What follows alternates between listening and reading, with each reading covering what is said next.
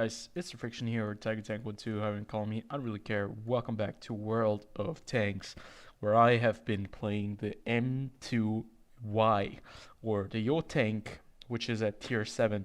I've really enjoyed the Pavlok, and I've really enjoyed the M2Y, and I've had a very, very good game in this vehicle, and a game that was very controversial in the end, because I did receive quite a couple of messages, and two of them at least were accusing me of cheating. So that is that is an occurrence that happens, and I posted that story on the community tab on my YouTube page. But that's not going to be the main part. Today we want to take a look at that gameplay, but before we do that, I just want to take a look at the vehicle. Now, this is the M2Y when it's fully upgraded, and it's supposed to be a versatile heavy tank. It has a long 90mm gun, which is the top gun that you can have, and I do not have the fully upgraded engine yet. But you do have the special tracks, which are embedded, or there's a second pair of tracks at the back of the vehicle, which allows you to still move once you have been tracked prior. This tank is actually quite interesting. It's a very funny little vehicle. But before we do that, let's just real fast take a look at the stage that I'm currently at. I'm stage 4, or I'm working on stage 4 of the WZ 114 marathon, so I'm not really sure if I'm going to be able to do it or not. I don't really care too much about it, but I'm currently on stage 4, or trying to complete stage 4. So the M2Y is a tank that has quite a few interesting characteristics and qualities. One of them being that it's actually quite fast. For a heavy tank of this size, of its stature, it has a top speed of 40 kilometers per hour.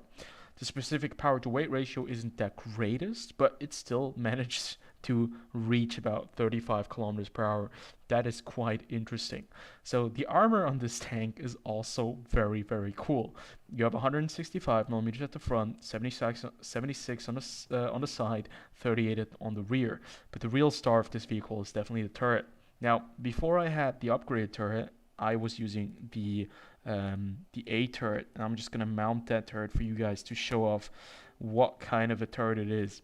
Armor wise, it's a bit worse off because it lacks 20 millimeters of armor, but it actually gets a smaller weak spot on top, which is the cupola, which is way smaller than the cupola that you have on the upgraded turret, because the upgraded turret comes in with the fully upgraded T110E5 turret, or cupola, which a lot of American vehicles have. So what do you have to say about this vehicle? Well, that the gun that I'm using right here, this was the gun that I'm using in the gameplay, is actually a 90mm gun with a decent rate of fire, 7.3 rounds per minute, and about 181 millimeters of penetration.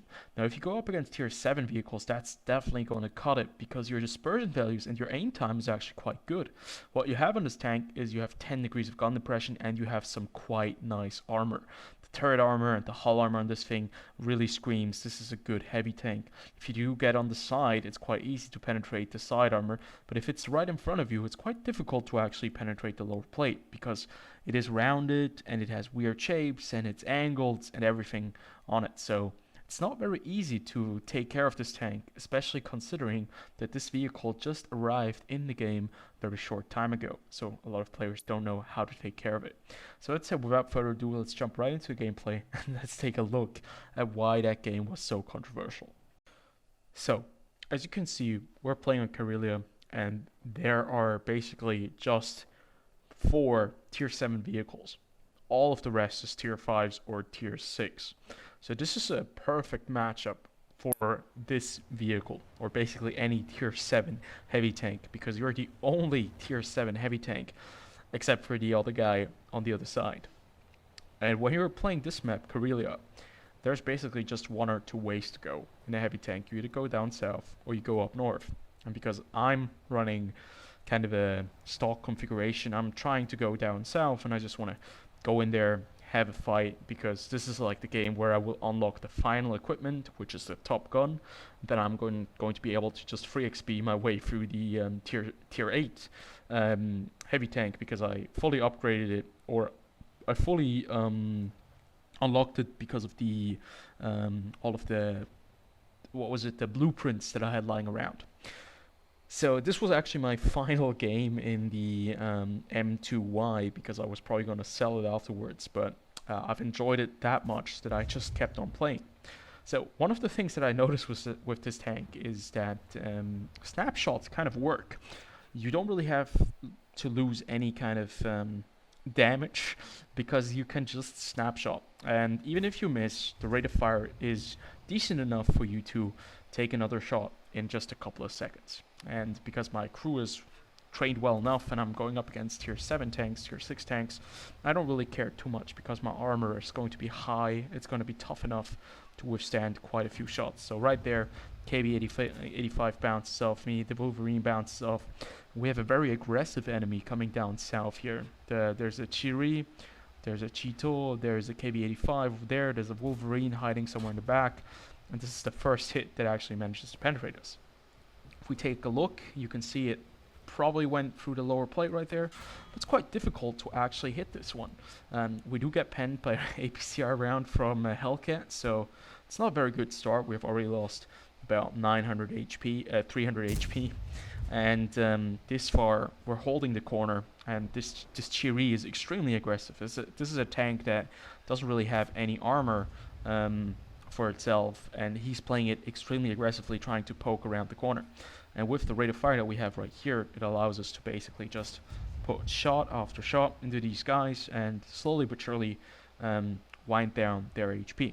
Currently, what you can also see is that we are not looking very good. Our team already has lost 4 vehicles. We have lost north. There's a BDR G1 defending with a T76 or T67 and a Panther M10.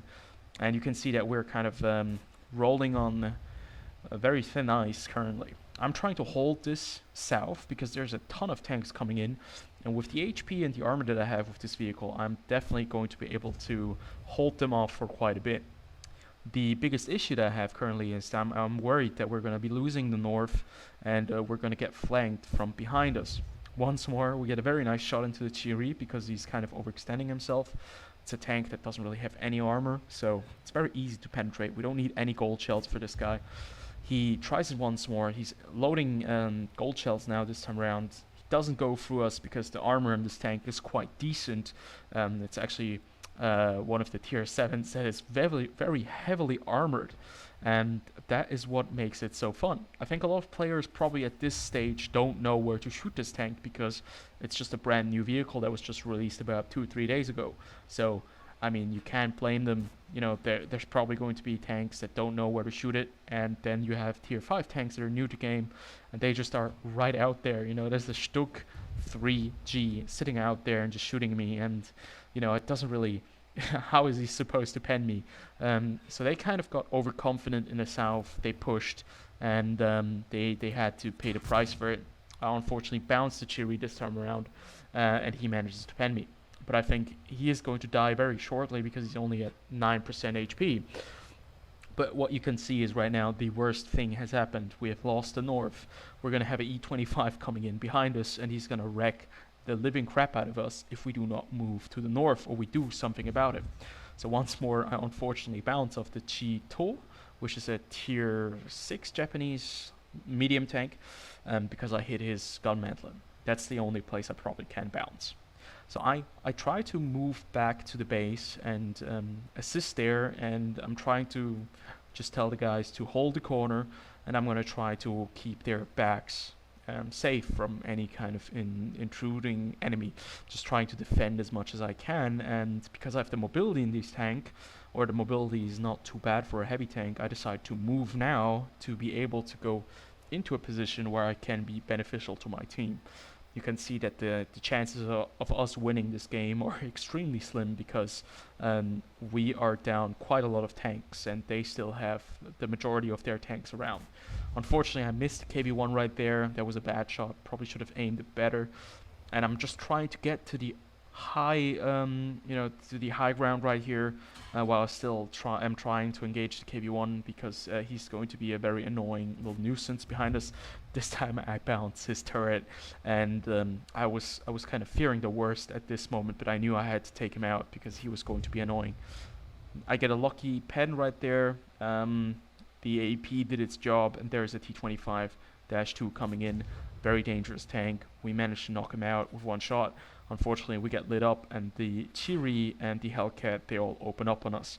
Now, obviously, this tank is not going to fare very well, but the Chiri actually bounced off our turret, so he must be really frustrated with that engagement right there, because yeah, he probably could have taken us out of the game. The Hellcat, on the other hand, he managed to pen us with a APCR shell. There's another Hellcat right there who bounces off our turret, I guess. And now we have this very awkward situation where we are playing against 9 other tanks. We're 4 vehicles, and they're capping the base at the same time. So the guys on our cap are trying to shoot the guys down there, and I'm trying to light them up so I can take them out one by one. I get the E25, a very, very nice snapshot right there. We get the E25 out of the game. That was probably one of the most dangerous tanks that we still had to face. And now I'm just trying to slowly but surely go up the hill and take care of these guys in our cap. Our guys down there are fighting currently now with the rest of Chiri dies, and I managed to spot the tier 7 M2Y, but I do take another shot from the Cheeto. We're currently at 5 kills, and actually this is the best place I can be, because I'm in the corner of the map, there's no artillery, and if they really want to take care of me, they have to push me as a force, because right now I'm in a kind of a well-defended spot where I can take on this T1 heavy. And I do have the rate of fire and do have the penetration to do, go right through his turret. And I'm trying to, put my front towards these guys. I get another nice snapshot on the Hellcat. Didn't expect that one to hit the target. And now I know I need to take out more tanks. I need to make it more even for me. So I kill the Hellcat. I'm waiting for the other Hellcat to make a dumb move, and he moves up. He dies. And I'm waiting for more tanks, and I know at this moment, if I move up here, I can take care of this T1 heavy. There's no one that can really shoot me.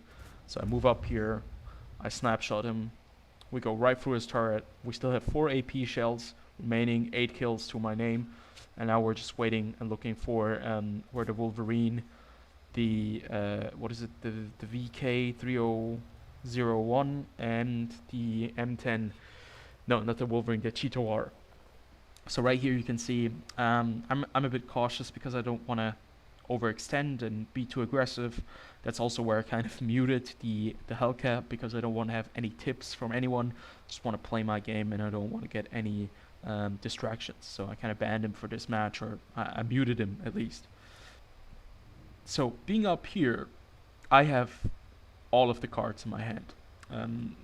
If they want to push me, they need to do it from several sides, because this tank is going to be able to change its direction very quickly without too much problem. And if they come in here one by one, they're not going to achieve anything. So I know that the VK is down there. We know that the Wolverine is there. Where's the Cheeto? Because the Cheeto is probably going to be the most dangerous tank with the Wolverine for me, because the Cheeto can actually penetrate me from the front if he loads APCR shells or premium AP shells, I think he has. So right here you can see that VK is playing a very dangerous game. He is being extremely cocky, kind of. He's just putting his armor out there. I'm really worried about the Cheeto. Where's the Cheeto popping up? Is he gonna come and flank me? I'm just hoping that I can hit one more shot, knock out the VK. And in this moment, I was pretty sure that, you know what, I'm just gonna push the Wolverine. I'm gonna go in there, because I guess the Cheeto is gonna be coming in from somewhere behind me or from the side. And if I go down there and I can knock out the Wolverine, I can deal with the Cheeto. I was kind of expecting the Cheeto to maybe be sitting in the back to, run away or hide somewhere in a place where it's hard to get him. So I was kind of already thinking, what can I do afterwards? Should I go cap or should I go chase him? But it turns out the Cheeto is right behind me, and he has loaded a high explosive shell. So yeah, I guess that problem has pretty much just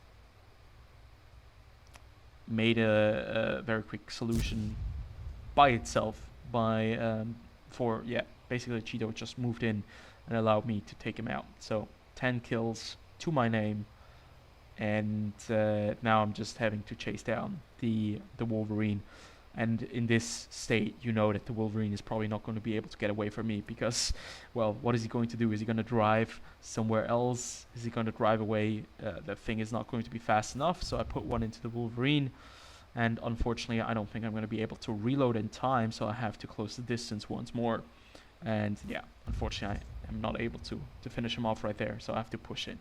But I don't think that anyone really is going to be betting money on the Wolverine in this kind of setup because I have 317 HP. I can take one hit, so all I need to do is I need to make the shot count. And obviously, I'm not going to be rushing into things. I'm going to take a shot, then I'm going to go around the corner, and I'm going to put one into the Wolverine, finishing him off and getting us that 11 kill game.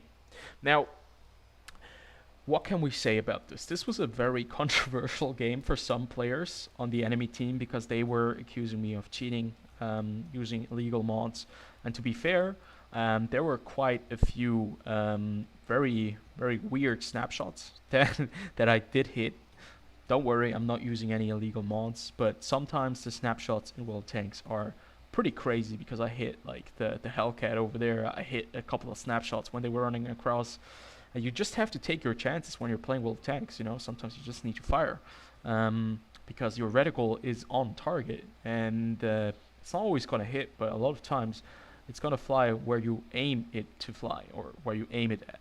And in the end, they were playing really, really weirdly because I managed to get up this hill and I managed to take out these tanks. They were not really interested in taking on me. They were all low HP. I took them out one by one by one. And then I managed to take them out over there when they were trying to push me. And I knew that as soon as I was up there and I managed to take out the E25, the M2Y, and the Hellcats, both Hellcats, I knew that I was going to be able to win this game if I just played it right. And I waited for them. They showed up. They didn't really take any time to, you know, reposition themselves. And I mean, that's maybe a lack of not lack of skill, but maybe a lack of experience. Because this is still a tier 7 match. So 11 kills in a tier 7 match, that's still decent. But these are mostly probably players that are kind of new to the game or do not have that much experience in World Tanks, I guess. Because I have had quite a bit of experience. So in the end, for me, it was a pretty good game and I enjoyed it quite a bit. And yeah, 11 kills, 4,000 damage in a stock configuration of the M2Y is not a very bad sign for a tank. So I really highly advise to try it out for yourself because I really like the Yo tank so far. I'm currently trying to unlock the tier 8. I need the credits to grind it. So I'll have to play some tier 8 premiums. But so far, so good. It's been quite fun. Hopefully you guys enjoyed the gameplay. And as always, I'll see you guys in the next video. Until then, have a good time.